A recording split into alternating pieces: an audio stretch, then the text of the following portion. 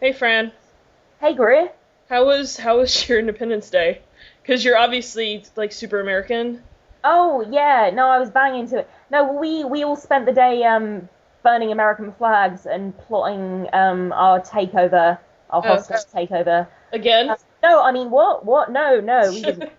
Um, yeah, no, I mean, it was just sort of like I think a few people put on their Twitter and stuff like, oh, happy Independence Day, USA. We bear no ill will towards you.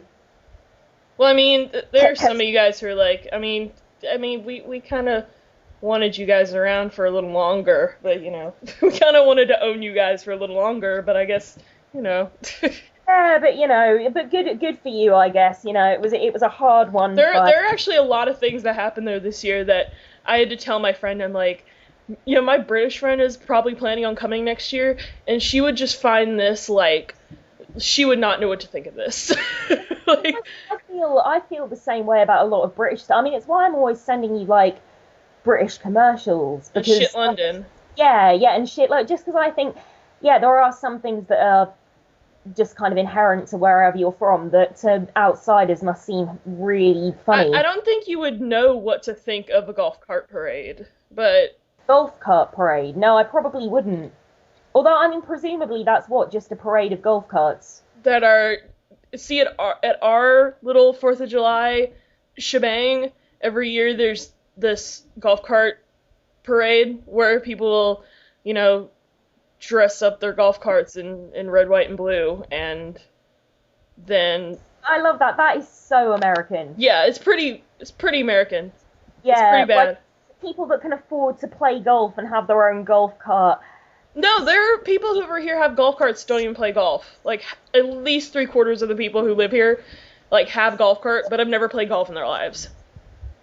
They're just an easy because they're street legal here if you have a special license, so people drive them around. Just you know, What? Because if they don't, what? Like they don't want to learn to drive proper cars. yeah. But That's a then bit. there are those people that drive them on the road on like a busy time of day, and they can only go about, I think the max a golf cart can go is maybe like 20 miles an hour. Imagine being stuck behind one though. How I pissed off. have been many times. So you go really mental and like honk at them I and don't honk at them, but I'm like, oh my god, please this dude. Because some people are very courteous on a golf cart, and if they are behind a car, or if cars start to get behind them, they will pull over onto the sidewalk for a minute and let those cars pass, and then when there's no more cars, they will get back on the road because golf carts are a little too wide to have on a sidewalk the whole time you're driving it because there are always people riding bikes or whatever. presumably if you're driving a car, you actually have somewhere to be, as opposed to if you're driving a golf cart, you're only going down the Yeah, road. you're being leisurely and you I know mean, it's amazing. I've never seen one. golf carts are the mode of leisurely transportation here. Yeah, like old people and stuff. But I've never seen one on the road here. So, I mean, there's just no way they're legal over here. Street legal, I mean, there's just no way. Yeah, no, they're street legal here. You have to have a special license, but they are definitely street legal. Yeah, if I saw a golf cart bombing it down the road, I would fucking piss my pants. Yeah. No, oh my god. If you're here for like 3 seconds, you'll be so excited. Just, yeah, what are they everywhere in your town then? They're everywhere. I see like five a day. I really do. If I go out, I at least see like top five. That's nuts. Yeah, no, there's no way. That is so American. There's no way. I mean, golf isn't something that, I mean, really rich people play golf over here, but I mean, the only person I can think of is my Uncle Barry, who's like a partner in his own firm and absolutely minted, but he is probably the only person I know that plays golf. Mm-hmm. Um, yeah, that's nuts. It's incredibly funny. Oh, what else did I do? There was a golf cart parade that I watched, and again, it was really over the top this year. They had dogs and hats. They had people dressed up like George Washington, and that was probably the best one of ours I've seen this entire year. So, the one that won was one that featured, and it was one that I said to my friend that I was with. I said, dude, if you put a dog in a hat, that's an automatic win for me. And what do you know? The one won where there was a dog and a pirate hat. And I'm like, I told you. I'm exactly like that, Greer. I'm so easily pleased. Like, I was watching these old commercials for, there are these cars over here that, do you have Vauxhall brand cars in America? No, I don't Yeah, think so. there was a series of commercials a few years ago with these two, like, little, like, 5, 6 year old lads, like, talking as if they were old blokes. It's really hard to explain. I'll put a link up for you in a minute. But I was watching these ads, and they're so kind of juvenile. But I was watching them, and I'm just like cracking up, and my heart was just so kind of warmed. And I thought, like, this is complete emotional manipulation. This is just, they're just doing this. They're not doing this to make a cute little short film. They're doing this to sell a car. Like, Oh I'm yeah. so pleased. That's what the Humane Society and stuff does. They'll put it on a commercial with sad music and sad looking animals and be like, please adopt or Yeah, donate. totally. And Sarah McLachlan's playing in the background, and it's. I mean, I guess that's slightly different because that's genuinely. But it's nothing but a ploy. Oh, no, but I know what you mean. It's a good intention ploy, to a degree. It's a good intention Yeah. ploy to remember that they're trying to appeal to old people who are presumably on quite low incomes. Mhm. There we go. I've linked you that advert, by the way. Okay. Talking of British culture, the American culture, or maybe, no, not the American culture, slash American culture, I should say, slash. Um, I know you're aware of this. I don't know how many of our audience is. A former apprentice contestant who is now a kind of D-list celebrity over Bro, here. can we talk about this? God Yeah, damn. she's famous for being famous. Katie Hopkins. That was amazing. Yeah, who had kind of, she's sort of always had quite kind of contentious opinions, despite kind of being, Half the reason you said she was D-list? yeah. That's probably half the reason she said all that shit. Oh, So absolutely. it would get viral. She's like, this might go viral if I offend tons of people. I mean, I expect she means it, but only because she hasn't bothered to think about it for more than 5 seconds. I mean, basically what she said was she went on This Morning, which for those of you who don't know is a bit like Good Morning America or the Today Show. And she basically said she handpicks her children's friends. So, for instance, if her kid was to come home and say, "Oh, can I have Tyler over for tea?" She'd be like, "Now, Tyler, does that sound like a working class name? Yes, it does. Therefore, no, you can't have Tyler over for tea." And this is appalling because what she then says, well, is that kid she knows won't be doing their homework, won't be turning up on time for school, basically will be a bad influence. Or they're poor, they don't have, Yeah, they don't have both parents, or like. Yeah, she's making these snap judgments based on children. Well, look how that's a name like Tyler, but that's like a super common American name. Like, I knew at least 10 kids named Tyler in my schooling career. And were they? I mean, was it a kind of traditionally working class name, or because the class system? No, it's like nothing. Like, people don't think about class when they're naming their kids over here. I don't know if that's a thing over there, but like, people don't really think about. I mean, there are like certain names where you could tell like that's from a certain culture. Like, oh, that's an African American name, or that's a Hispanic name. That's kind of what we go by over here because there's a bunch of fucking racists here. But like, we don't really think about class when we're naming our kids. There's like, a much bigger rich-poor divide over here. Yeah.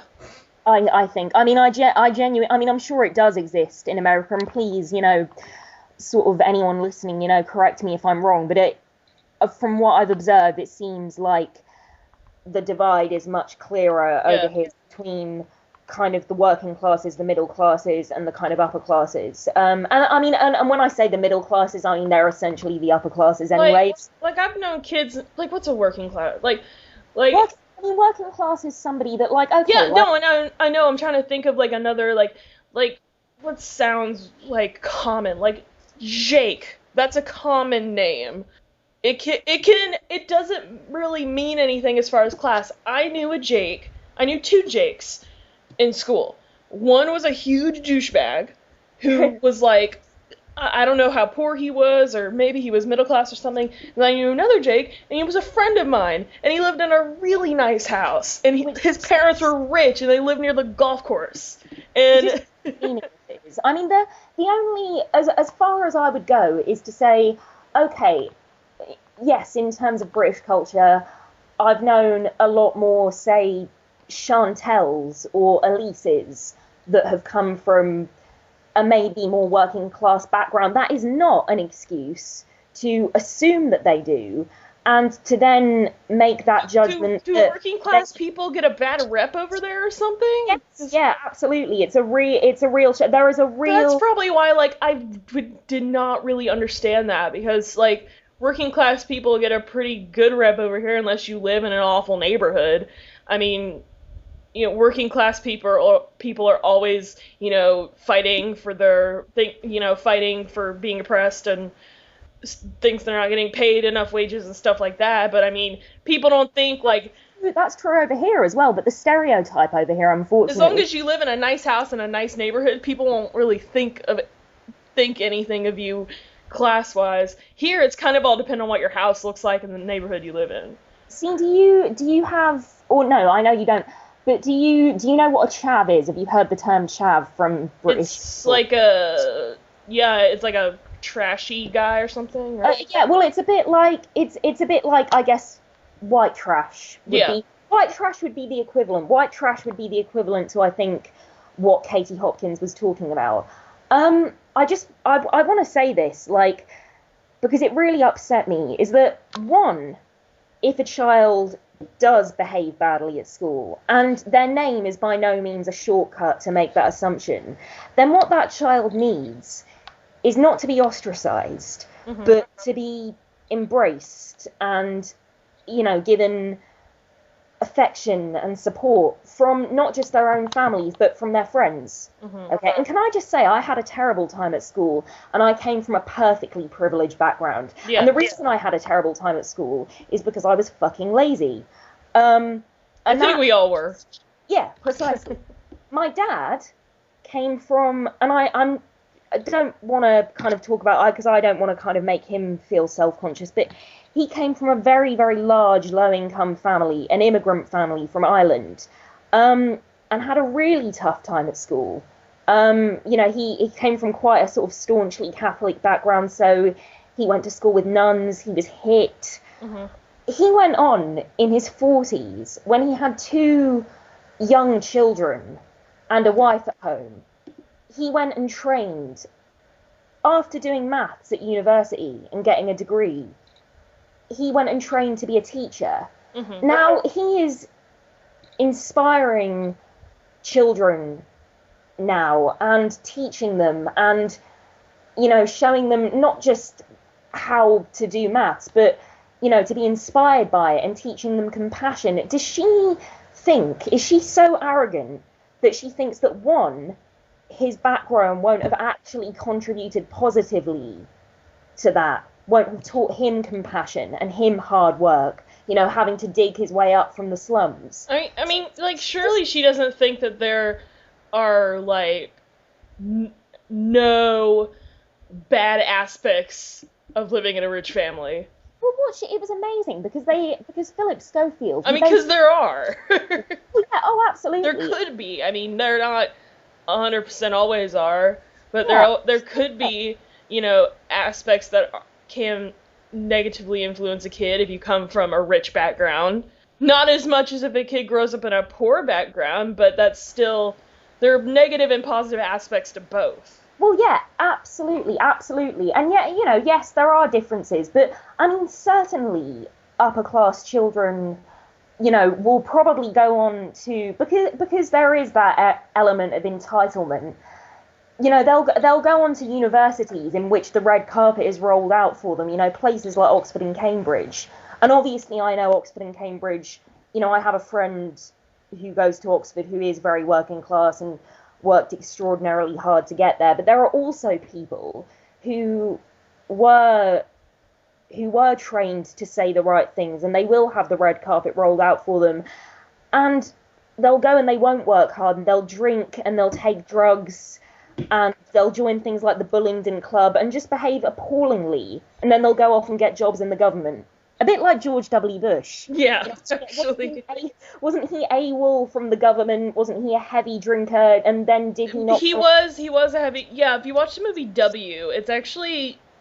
It's a pretty funny movie, but it's accurate. It's pretty accurate.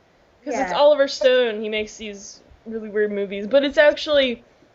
They took things in that movie that is publicly known about his life before he was president. And known things that he did while he was president. And yeah, before that, I mean, he was a frat boy. He was, you know, a daddy's boy. And then his dad pushed him into politics. And the Bullingdon, we know how that ended. It's a fraternity over here. It's, you know, a bunch of, you know, horrible, entitled blokes getting drunk and going and working for the government, basically. Just scumbags. Just total scumbags. But what I was going to say was that would Katie Piper be so arrogant as to not want my dad teaching her children because of the background he came from? Well, maybe, like, if she dug that far enough into his background, I think it'd be a little creepy, but, you know. But you know what I mean? Yeah. If her children came home and said, oh, my teacher, Mr. Kilshaw, was telling us, you know, about how his family grew up in Dublin before he then came to the UK, and he had 8 brothers and sisters, and they had an outdoor toilet or whatever, would she then think, okay, I don't want that man teaching my children? Well, who knows? I mean... Just because he's as capable of breaking up a fight as he is teaching maths. Yeah. Would she then think... Yeah. Okay, but I think the lesson here is that there are horrible people in all classes. And she is one there of are them. good people and there are horrible people. I mean, what really like makes... Donald Trump, I think he... And I was telling you earlier, he's the guy who runs The Apprentice over here. He's a rich guy, has billions of dollars, runs about 3/4 of New York. I said 3 really weird. 3/4 of New York is 3/4 pretty much owned by him. He has tons of buildings all across the... Like, everywhere in the world. And he's, like, a huge asshole. To me, he is. Yeah. Sometimes on The Apprentice, he comes off as a nice guy, because on The Apprentice, he's giving all this money to charity or whatever. Because because to him, it's not a dent in his wallet, really, at all, to give all that money away. And then you hear about someone like Steve Jobs, who was obviously a wonderful person. Yeah. And, like, Bill Gates, he's not the richest man in the world anymore because he gave most of his money away to charity. And I mean, again, you know, Alan Sugar, who presents the British Apprentice, Sir Alan Sugar, Love Lord Sugar. I've seen him in interviews, and I've seen him on Graham Norton before. Not Graham Norton. He's wonderful. Jonathan Ross. I've seen him on Jonathan Ross, too. Yeah, and he's the guy that does the British Apprentice, and he is incredibly working class. I think his first business was selling things at a local market in Hackney or something like that. That was his first kind of business venture. Mm-hmm. You know, that's how he started on the road that he's on now. So she's also being idiotic because she's not taking millions of things into account, like the fact that well-to-do children may well have had working class parents that just worked really fucking hard to get where they were. And I mean, people like my parents, they grew up in a working class environment, very low income, and their parents were horrible. But they're fine now. I mean, they grew up to be good people who raised good children. I hope people would think I'm a good child. But, you know, I hope people think my brother is pretty alright. You know. I just think it's that thing of, like... They grew up to be nurses, to help people in a psychiatric nurse ward, you know. You know? I mean, I think what it comes down to is that ultimately, beyond all the kind of ways in which you can pick her argument apart, you know, of which we both obviously found many, and it's not hard. Ultimately, what it comes down to is she is openly saying that she will judge children.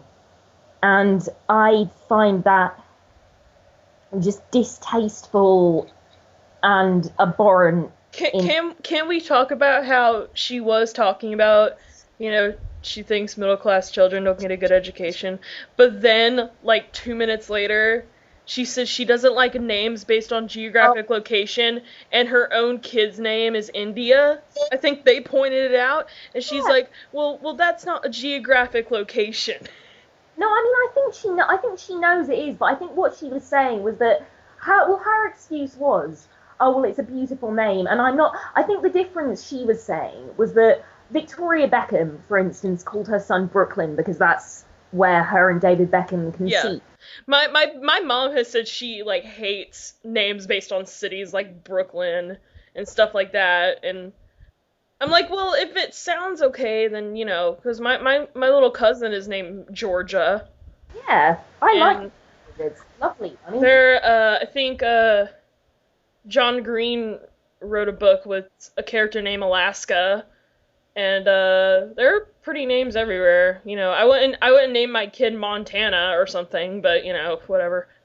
I mean, but I think ultimately, there are names that I think are boring. If I had a girl, I'd call her Lydia. If I had a boy, I'd call him Dermot. Yeah, I'm always looking at like whenever I see something in a book and it's a name, I'll write it down for future reference. I'll either use it if this is how lame I am. I'll either use it as a future child name, or I'll save it and I'll use it as like a character name. That's a nerd thing. I think that's a really nerd thing. I think that's a nerd. I think like between that and when that's the nerdiest thing I do. Either I'll name my child this, or if I end up playing Pathfinder at some point, I'll name my character this. No, it's exactly the same. Like, I did a really nerdy thing when I was hungover this morning. I put some Alka-Seltzer in some water, and I was so kind of out of it and hungover that I tried to make a Lord of the Rings reference. Like, to no one, I was just talking to myself, which I always do, which is nerdy in itself. And I was like, oh, that looks like the fucking Mordor ring, and I couldn't even. The Mordor ring? Yeah, as big a nerd as I am, I couldn't even make a successful Lord of the Rings reference. Did you see that video? I don't even watch Lord of the Rings, but did you see that video of Orlando Bloom singing they're taking the hobbits to Isengard? No, I didn't. Do you know that song? I don't think I do. Orlando Bloom says in one of the movies they're taking the hobbits to Isengard. Oh, and yeah. They took that line and made it in a loop, so it's like a remix, so it's like a really catchy ass song. Oh, yeah. I think the same guy who did it also did like a lot of Pirates of the Caribbean remixes, so he'd take like Why Is the Rum Gone and make it a song. When stuff like that is done, they did a really brilliant dance remix recently of the David Brent dance in The Office. Yeah. But there's a song that guy did called They're Taking the Hobbits to Isengard, and it got really popular like a long time ago. And they had a video of Orlando Bloom, because they had the video playing, and then they would take the iPad away, and then Orlando Bloom would be saying they're taking the hobbits to Isengard. Like, I don't even like really like Lord of the Rings, but it's like, that's amazing, because I know that song so well. I like anyone. I like any celebrity that really like indulges their fandom and really enjoys having fans. Like, well, people like Daniel Radcliffe really loves like the Potter fandom, and like I don't know. I just love that. I just think it's cool when people are like genuinely grateful. I think Benedict Cumberbatch really likes his fans a lot. Yeah, totally. I can really believe it, and like I expect, well, I mean, I know in fact that the Supernatural guys always go to conventions and stuff, and I think that's cool. Oh my god, they announced all the panels are gonna be at San Diego Comic-Con. Oh, I'm so jealous. Oh my god. Right now, as we're recording this, Anime Expo is happening, and RTX, which is the Rooster Teeth convention. And Doug's at Anime Expo, isn't he? Did he say that in his video? No, I don't think he'd ever go to Anime Expo, because it's a huge anime thing. Like, it is an anime thing. It's nothing else besides anime. Isn't he, like, bang into anime? It's either him or Rob. Rob is. Oh, Rob is. Oh, okay, right. I know he mentioned something. There was some kind of obscure-sounding con that he was going to. I can't remember. Yeah, there is nothing else Anime Expo is besides anime. It is the biggest anime convention in the country. And I it's amazing. It's in I think it's in Los Angeles. Yeah, Mm, either it's in Los Angeles or they moved it to San Diego, or it was in San Diego but they moved it to Los Angeles. I can't remember. Um, right. and the Rooster Teeth Expo is also going on right now in Austin. And then um, San Diego Comic Con is on, I think it starts on the 18th of July. And they announced who's going to be the Game of Thrones panel, and Peter Dinklage is going to be at the Game of Thrones panel. And so is Emilia Clarke and Kit Harington and all these other amazing people. And they announced like all the panels that they're gonna have, and it's gonna be awesome. And for once, Patrick Warburton's gonna go to a Venture Brothers panel, and I'm really excited because I don't think he's ever been to one. Oh, that's Maybe cool. once he's been to one, but it was a long time ago. I've only been to one convention. Can you believe that? That is pretty poor for a woman So have my I.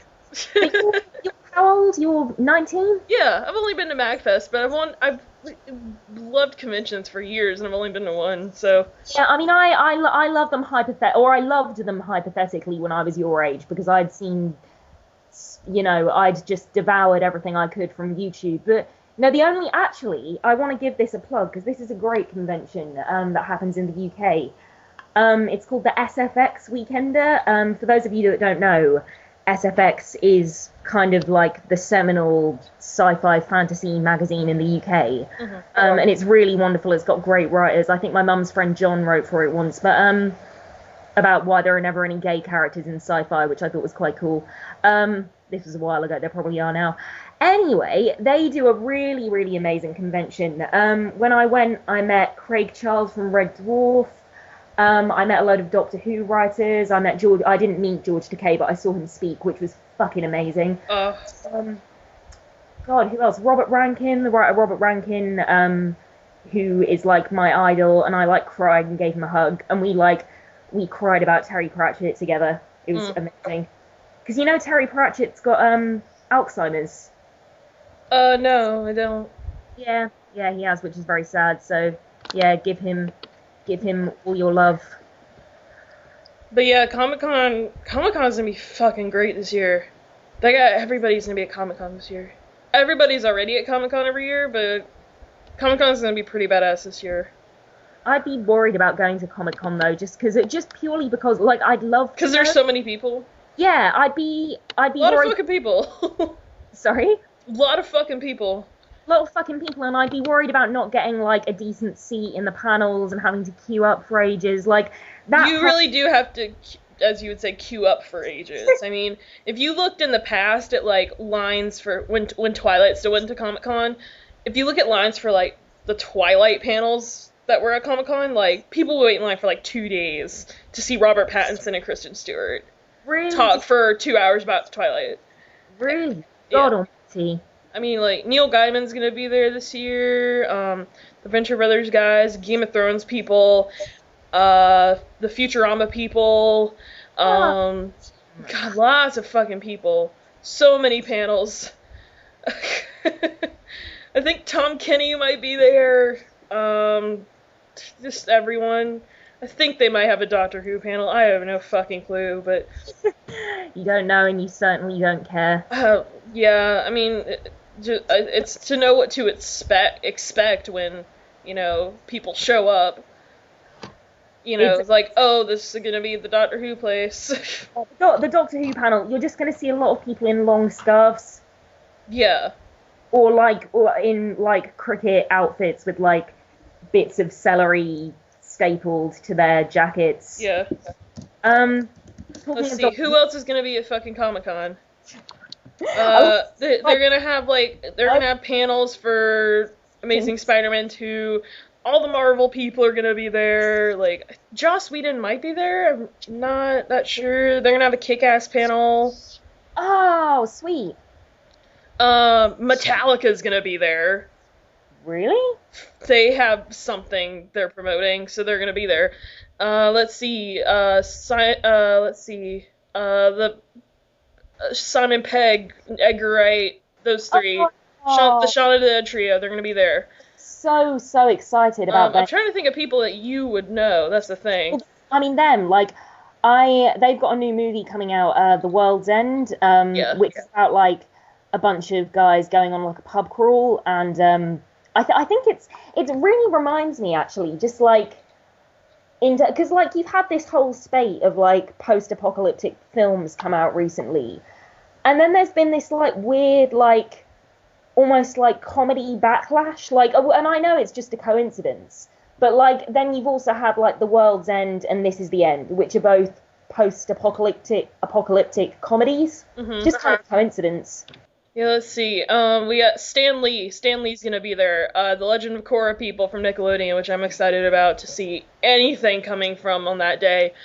So lots of Star Wars things happening. The Star Wars, lots of Adult Swim stuff. Rose would be excited. They're doing a Phineas and Ferb panel. Walking Dead's gonna be there. Agents of S.H.I.E.L.D., Clark Gregg and Joss Whedon are gonna be there. They're doing an X-Files 20-year anniversary panel, and Gillian Anderson's gonna be there, and Chris Carter, the director. Surely those are gonna be the most like popular things. Like, it's Game of Thrones. Well, yeah. So again, I'd really worry about like missing stuff. I'd worry about having. Oh yeah, they just tried to not put the huge things like near each other.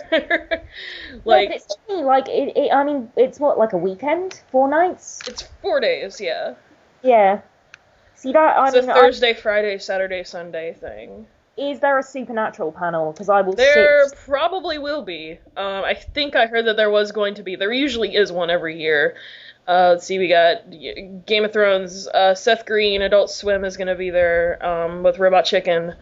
Can I just say, he's fucking annoying in real life. I love him, but he's fucking irritating in interviews. Seth Green? Yeah. Yeah. I don't watch that much Seth Green, so. Oh, Drew Struzan is going to be there. Who? He's like the huge movie poster artist. He's drawn movie posters like if you know any movie posters from the 70s or the 80s, he probably drew them, like Star Wars and Back to the Future and did Doug do a tribute video to him at the end? Yes. Yeah, that rings a bell. Have to watch that again. Yeah, Walking Dead's gonna be big this year. People are gonna line up for Walking Dead. And Game of Thrones, I don't know what day. Game of Thrones is going to be on, like, day 2. All these huge things are going to be on day 2, I think. Falling Skies, which is a show I haven't watched. The thing is, I would know what to do at a gig. Like, I've been to a lot of gigs, and I know how to kind of weave my way to the front. I wouldn't know what to do in a panel, because it's not like when everyone's sitting down, you can just weave your way to the front. Yeah. So if I didn't get the seating at Comic-Con is first come, first serve. Like, you have to line up and get in a seat. So I wouldn't be able to relax. I would be shitting my pants. And then if one time. Yeah, and then they'll close it off at a certain point if it breaks fire code. Right. Like, they will fill it to capacity that the fire code will allow, and then they will stop letting people in. Jesus, I would be, if I didn't get into a Supernatural panel, some heads would roll. If anyone's wondering, the Game of Thrones panel will feature Samwell Tarly, Daenerys Stormborn, Jaime Lannister, Tyrion Lannister, Catelyn Stark, Jon Snow, Ygritte, and Robb Stark. It's really weird. There's a really famous newscaster over here called Jon Snow. Really? Every time I hear that name, Greer, this is the face that I think of. You should think of a way more good-looking face, because whatever it is. Jon Snow's got a sort of, oh fuck, wow, this Game of Thrones guy's just completely eclipsed him. I can't find any pictures of the actual other Jon Snow. Oh yeah, isn't he attractive? He's got a sort of grey-haired charm. No, the one on Game of Thrones is very fucking sexy. Oh yeah.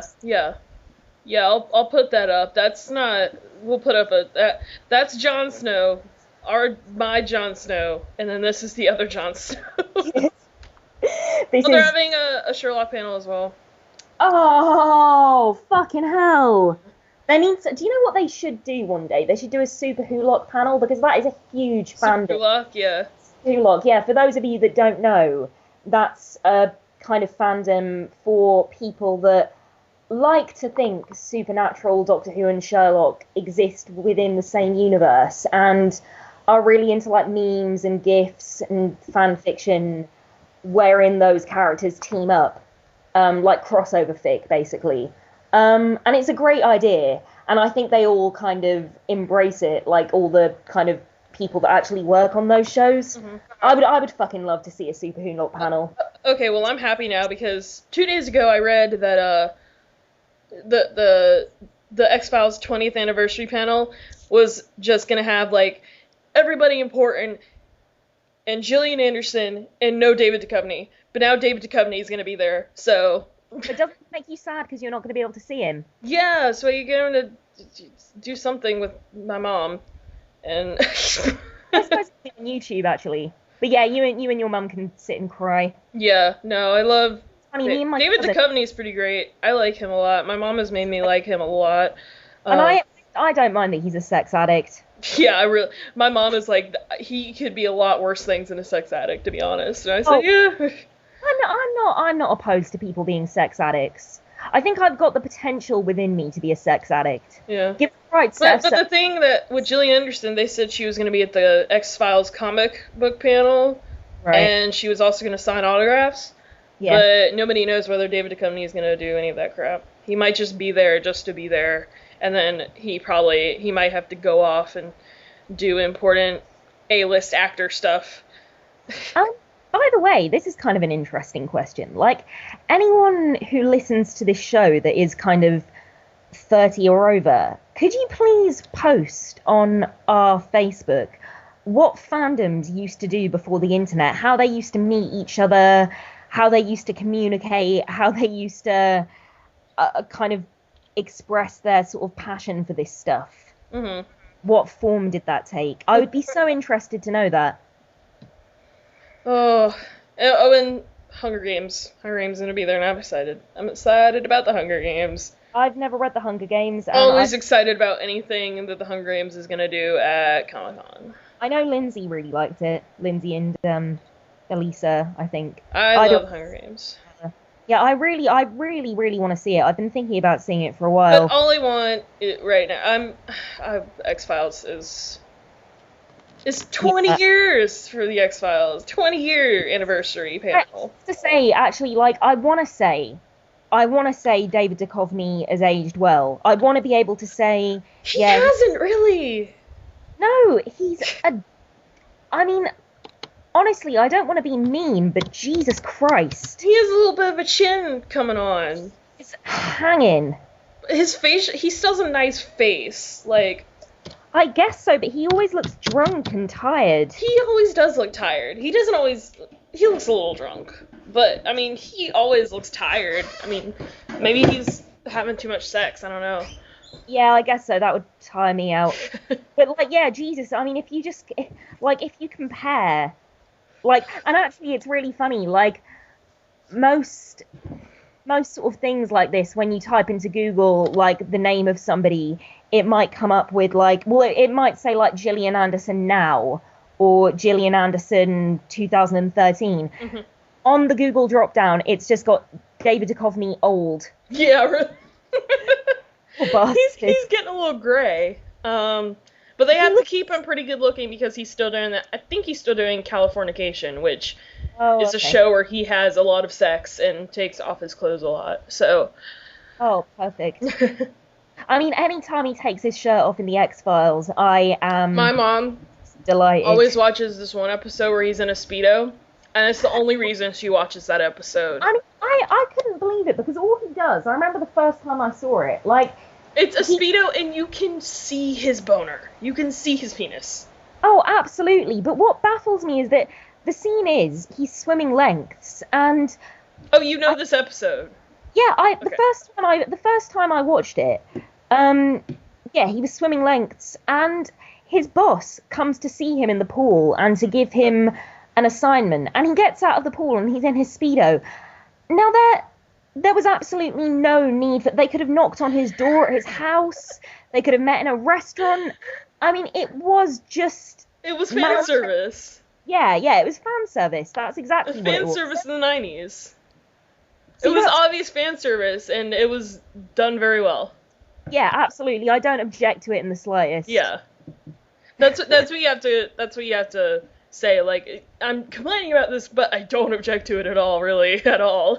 Precisely. Well, it's like those people that write into, like, to give you a little background, my mum's friend John used to respond to people writing in complaints to TV programs, and there was something in which a gay love scene was depicted, and somebody had written this really horsey letter.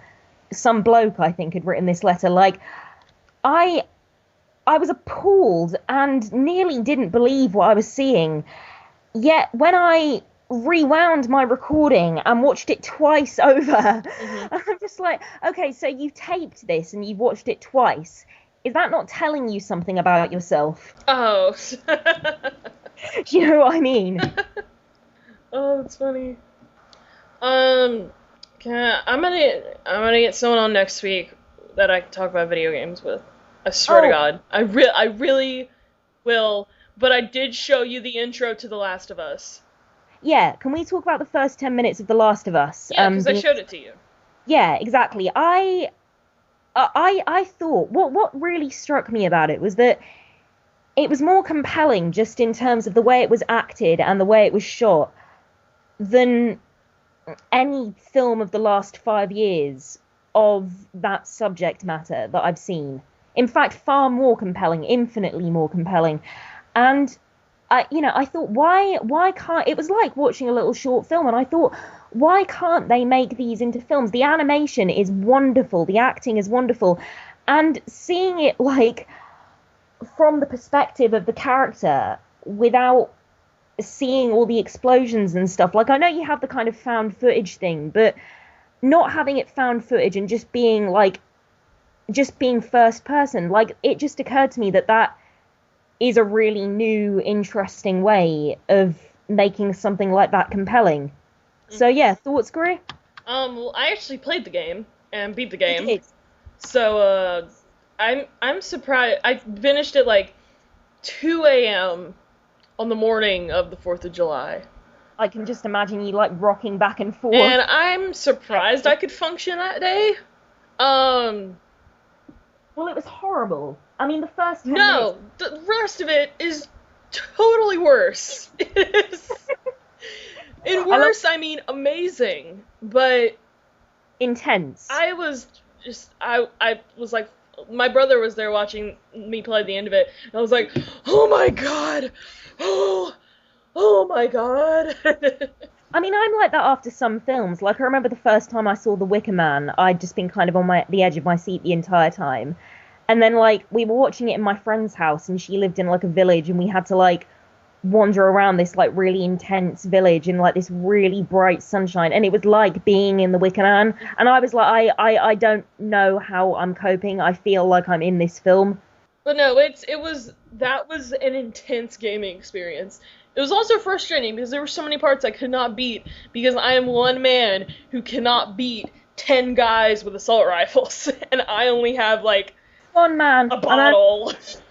Can I ask, what was the name of the fungal infection that caused them to kind of take on those zombie traits? Cordyceps. Cordyceps, yeah, I've looked this up in insects. It is real science. It is a real scientific thing.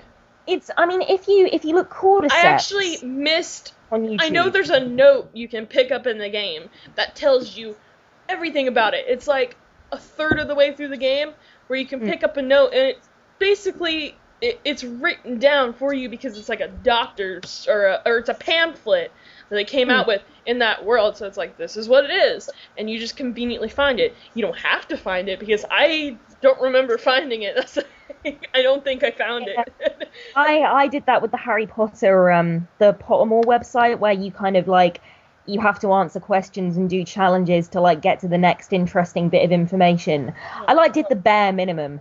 I wasn't interested. There's so much crap in there you miss. I missed so much crap in that game. I wish I could buy it just so I can go back and, like, get all that shit.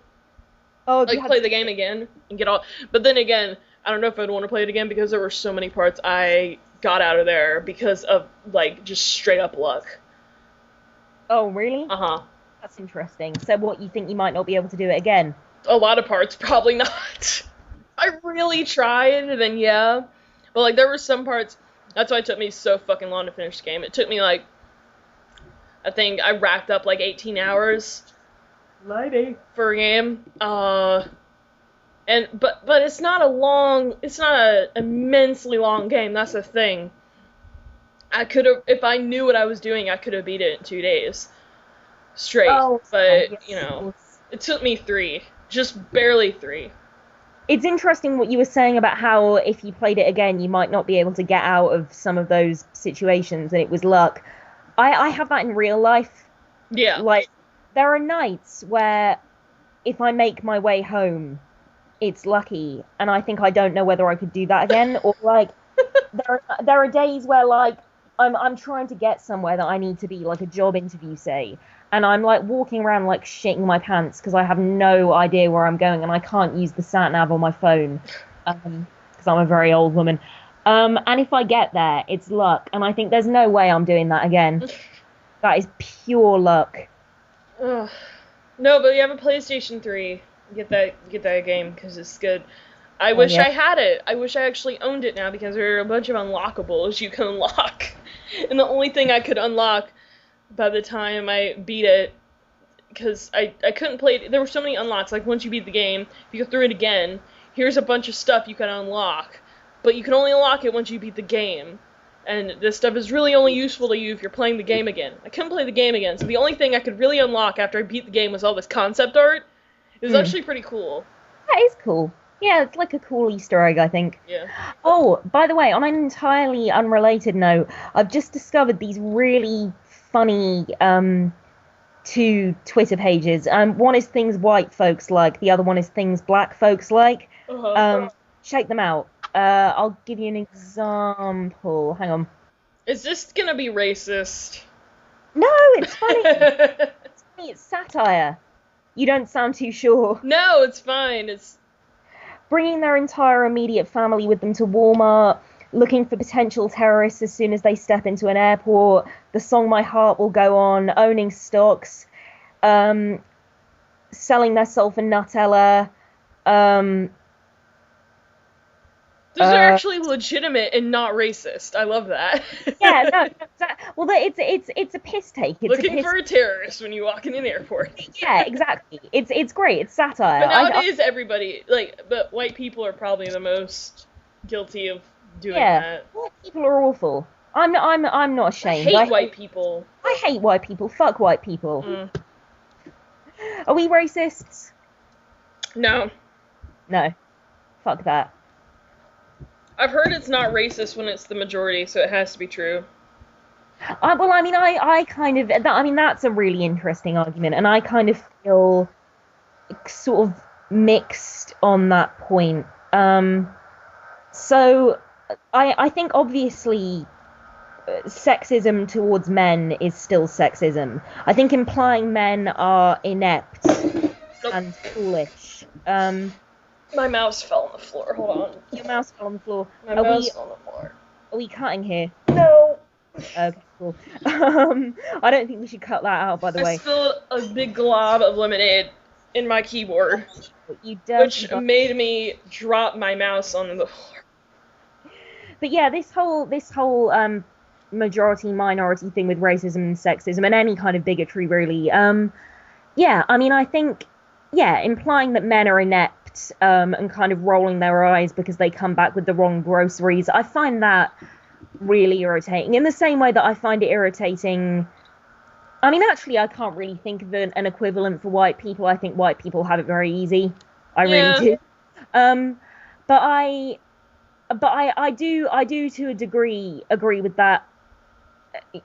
It's that political correctness thing, you know. People can be snooty about political correctness, but at the end of the day, it is there to protect people who have been stigmatized and kind of treated badly historically. And I'm okay with political correctness. I have no problem with that to a certain extent.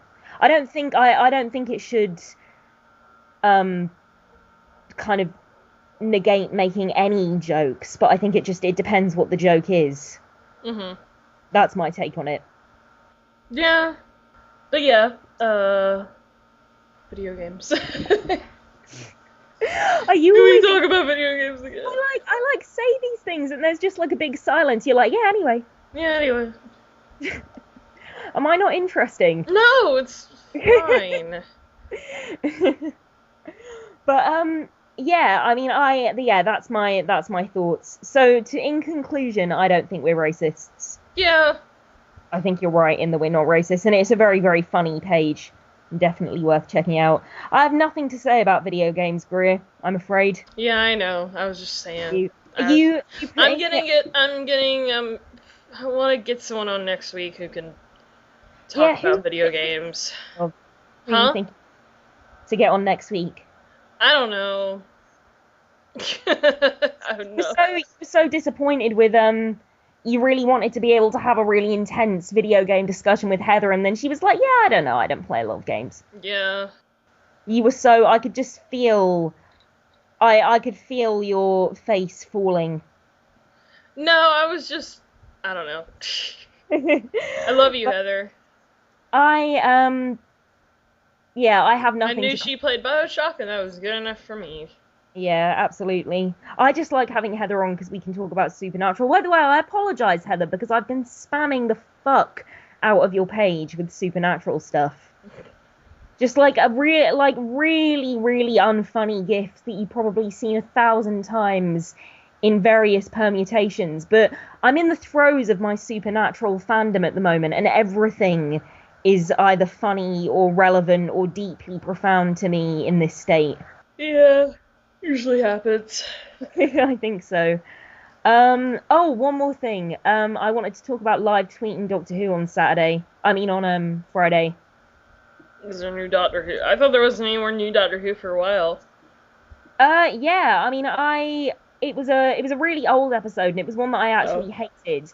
But what was funny about it was that I've never live tweeted before, and I was doing it with two friends of mine, both of whom are huge, huge fans of this episode. I think it's really silly, even for Doctor Who. It's got some nice bits, but I felt really bad because I was just being like mercilessly cruel about it.